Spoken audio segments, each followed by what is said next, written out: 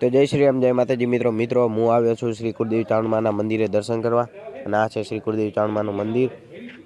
હવે કપાળ પર તિલક કરીને જઈશ ઘરે અને જે બાકી કામો છે તે પતાવું। તો ચલો જઈએ ઘરે।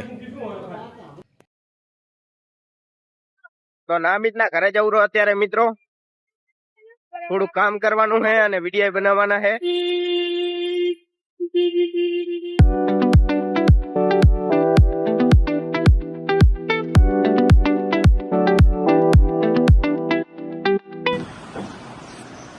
મિત્રો નામિતના ઘરે લાઇટિંગ લગાવવા આવ્યો તો આ જો આ જે કોર્નરમાં દેખાય રહી એ બધી સિરીજ જ છે નહીં કરતો એકવાર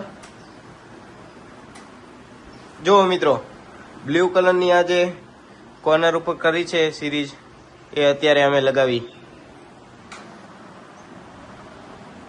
લાઇટિંગ નું કામ કરું હું, તમારે કામમાં હોય તો ઓર્ડર આવજો। આ તો શું હવે કામી કઈ બને એટલે આયા છીએ અમે। તમારે કઈ કામમાં હોય તો લાઇટિંગ નો કરી આલશું, એવું કઈ હે નહીં, વ્યાજબી ભાવે।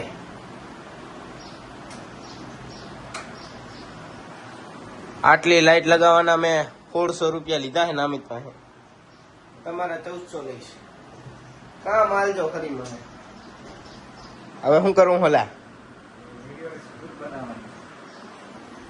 હવે વિડીયો બનાવીએ અમે બે જણા, કારણ કે હું જઉં રહ્યો અત્યારે બહાર ગામ, નક્કી નહીં જવાનું પણ મારું મને એવું કે બહાર જવાનું થશે આજે એટલે।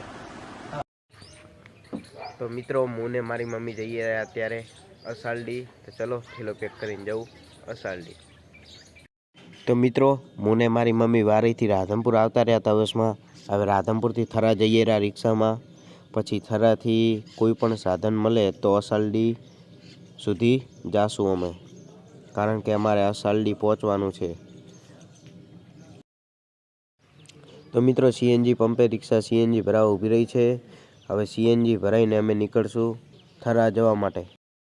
તો મિત્રો થરાથી અમને બસ મળી ગઈ છે અસાલડી જવા માટે। થરાથી અસાલડી બહુ દૂર નથી, 17 કિલોમીટર જ છે, એટલે અસાલડી થોડીક વારમાં જ હવે આવી જશે।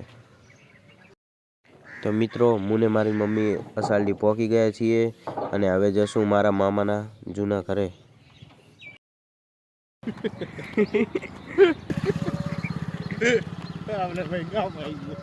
તો મિત્રો હું આવ્યો છું અસાલડી, એક નાનું ગામડું છે, અહીંયા પ્રાણ પ્રતિષ્ઠા છે માતાજીની, તે આવ્યા છીએ અસાલડી।